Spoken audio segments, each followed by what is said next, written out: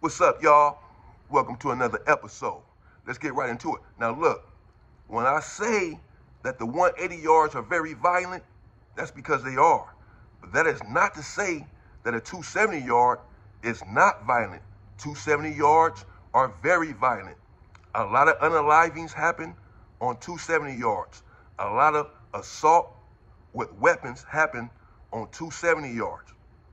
Case in point, CALIPATRIA State Prison, one of the most violent prisons in California. The year is 2000. This is November.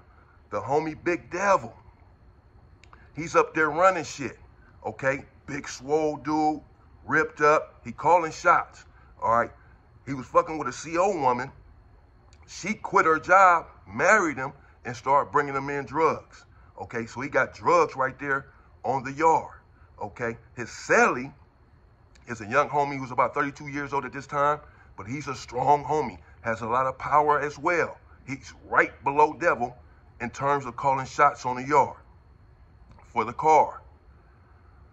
November, they all come to the yard. They're on the handball court working out. That's all they're doing, minding their business, busting down. Someone shoots a dart, a homemade dart with a slingshot at a CO, at a correctional officer.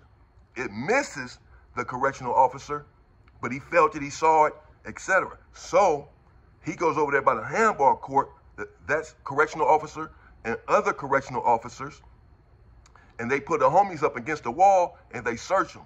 They find a glove right there near them with a little homemade little weapon. Part of whoever shot that dart, it was that shit that was in there, some little fake weapon. They take Devil Cellie, young homie that's strong, to the hole for it. Devil say, let's call him G. He tell a homie G, man, look, I want you to take the rap. You go to the hole. You tell him that it was yours and get the homie out the hole. So G like, hell no, I already got time. I'm about to go home soon, whatever. Well, he had a lot of time, but he was trying to win his case on appeal. And so he's like, why would I take the case? The same thing a lot of people would say. You know, I'm sorry that the homie went to the hole. It wasn't his, it wasn't mine either. But that's what the police said was going to the hole for it. But now Devil, the homie, that's his road dog. They close. This is young soldier. This is young homie. He wanted his young soldier back on the yard. He wanted Cellie back on the yard. You know, so he telling the homie, no, man, you go take the rap. So the homie stand up to him. He say, nah, man, it ain't happening. That's crazy. So Devil said, all right. So, like the next day, they come out. Devil, he poke him. He hit him. All right, with a little thing, little thing. He wasn't trying to hurt him apparently. So much so that the homie went back to his cell and came back out later on for work. He didn't need medical attention or nothing. He barely scratched him, barely hit him, but still he used a weapon on him. And whenever you use a weapon on someone, as far as I'm concerned, all bets are off. Because whether you're trying to hurt me or not, you can hurt me. And you can't come at me with a weapon and then tell me, man, I'm not trying to hurt you. I wasn't trying to hurt you. Well, what's the weapon for, bro? So the homie G, not being a coward, when he came back out that afternoon, Devil, the police was over there searching him at yard recall on a level 4 yard, 180 and a 270 yard. When you're coming out for yard and when you're going back in from yard, they're going to search you. Doesn't stop anything. They have metal detectors and all of that. It doesn't stop anything. That's why all these unalivings still happen. That's why there's still drugs in prison, phones, etc. So the police is right there patting Devil down. He's searching him. The police is right there searching him. And G runs up on him and hits him in the neck with a thing. Just a small little thing. He wasn't even trying to, I don't think he was trying to unalive the homie. But that's the whole point. When you come in with a weapon, you can't unalive someone even if you're not trying to. And he hit him. And Devil grabbed his neck and stumbled over there to the grass. And the homie G said later on that Devil was looking at him the whole time. I don't know what he was thinking. Like, man, how could you do that? Or looking at him saying, you better hope I don't survive, because if I do, your ass is done. Whatever he he's thinking, G said it was like eerie because Big Devil was looking at him the whole time right there on the grass, and he bled out.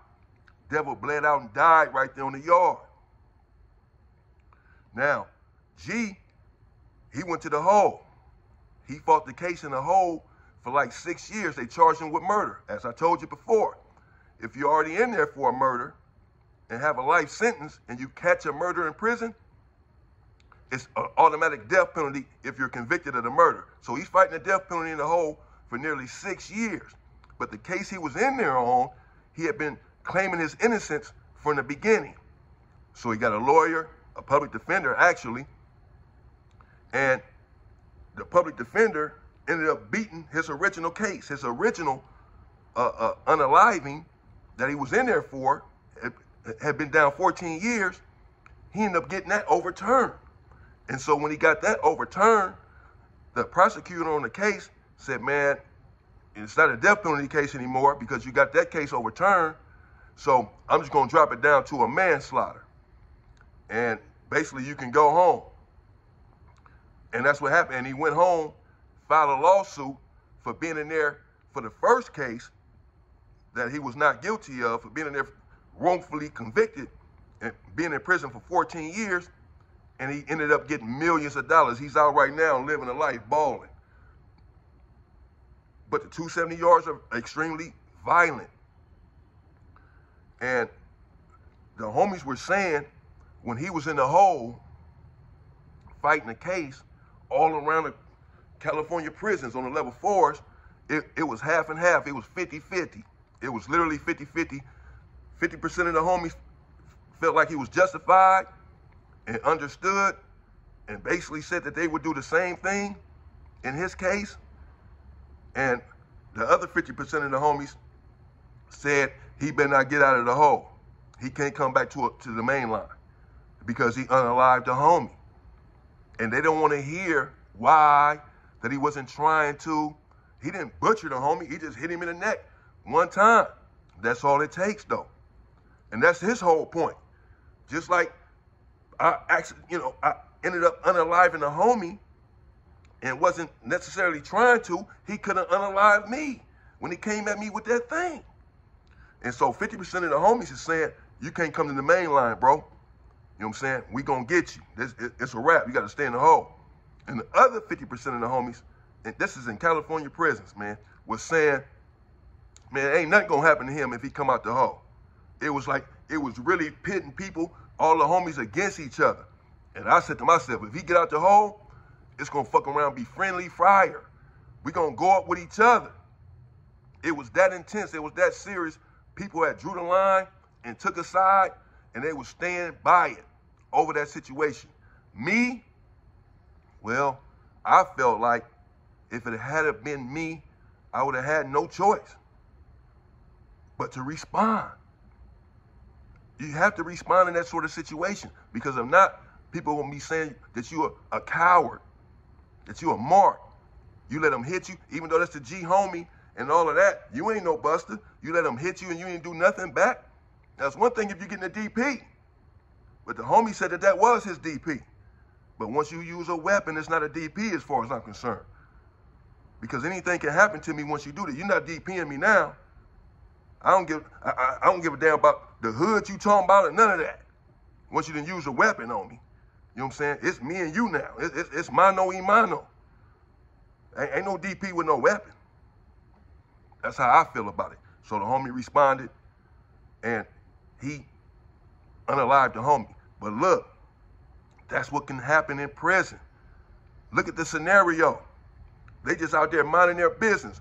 One person goes to the hole for a weapon that's not even his. Catch a case, about to get time, sit in the hole, you ain't done nothing. Got to call your girl, call your mama, mom in the hole, I ain't done nothing. Yeah, right, you always messing up, you know, and he really ain't done nothing. The other one now ended up having to fight the death penalty, and he didn't do nothing. But go out there and was trying to work out, and then somebody did what they did, shot at the CO, and all hell broke loose from there. But that's what can happen in prison. You just minding your own business, and you never know what can happen out there on the yard. And that's why you have to stay out. Next episode soon, people.